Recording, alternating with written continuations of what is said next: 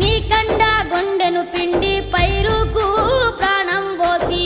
కంటిలో కత్తులు గూర్చి పంట సేలకు సెంట్రింగ్ చేసి కాపరి వైసలిలో చచ్చావా మాయన్న నీ ఎత్తు